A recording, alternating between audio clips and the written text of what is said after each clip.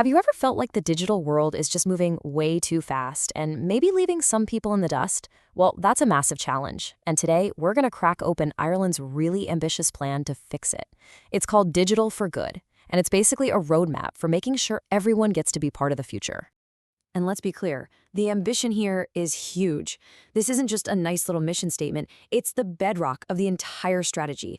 We're not just talking about getting faster internet. Nope. This is about completely changing how we define success as a nation to make sure every single person can actually thrive in a digital world. So why is this so important right now? Well, just think about it for a second. Your banking, healthcare, even just chatting with family and friends. So much of that is now online. Being offline today isn't just an inconvenience. You're basically cut off from society. This plan gets that. It says digital inclusion is social inclusion. They're one and the same now. But to really understand the solution, we've got to look the problem square in the face. And that's the digital divide. It's now officially recognized by the government as a brand new form of social risk. It's a gap that could literally lock one part of the population out of all the opportunities the rest of us just take for granted. And this is what we're officially up against: digital exclusion. I mean, that sounds a bit academic, but it's not just about not having the latest smartphone. It's about being shut out of essential services, missing out on job opportunities, and losing human connections. It is a fundamental, real-world disadvantage in the 21st century.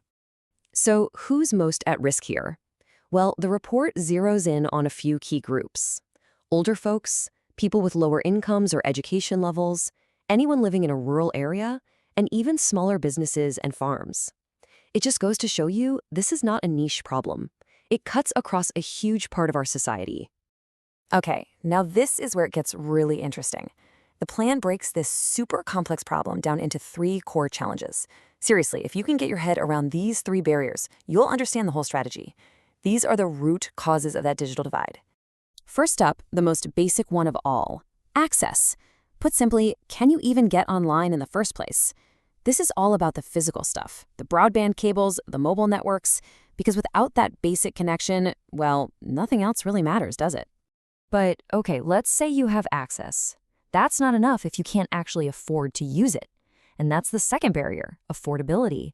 We're talking about that monthly internet bill, the cost of a laptop or a phone, and even just keeping it all up and running. For a lot of people, these costs are a serious roadblock. And finally, even if you've got access and a device you can afford, there's one more piece to the puzzle: ability. This is all about having the skills and, just as important, the confidence to use the internet safely and get the most out of it. Knowing how to spot scam, how to protect your personal data, and how to use all these digital tools to actually make your life better. So here's the absolute key takeaway. You have to solve for all 3 of these at the same time. You can't just fix 1 or 2 and call it a day. Real, meaningful digital inclusion only happens when you tackle access, affordability, and ability all together. This is the core logic that's driving Ireland's entire strategy. All right, so how on earth do you tackle all 3 of those big barriers at once? Well, that's where the Digital for Good roadmap comes into play. It's the government's big answer, a really comprehensive strategy designed to attack the problem from 4 different angles. Okay, now this chart lays out the whole official framework. It might look a bit complex, but don't worry, it really just boils down to 4 key missions: transforming how businesses operate, building out the right digital infrastructure, boosting skills for the entire population, and, of course, digitizing public services. Let's dig into each one. So let's just quickly walk through these 4 pillars, because this is where we see the actual concrete targets Ireland has set for itself. And we're going to start with the role that businesses have to play in all of this. And this is so important. This is not just a government thing. The plan totally relies on a partnership with businesses through a new charter for digital inclusion. The idea is to get companies to do things like run digital literacy classes or help their customers get online, basically taking the mission right into the heart of local communities. Now, for that infrastructure piece, to absolutely nail the access barrier, the plan is leaning hard on the National Broadband Plan. And it sets this massive, super concrete goal: 100% gigabit network coverage for every single home and business by 2028. This is the foundation for everything else. And it doesn't even stop there. It's not just about cables in the ground. Alongside that, there's a huge push for mobile connectivity.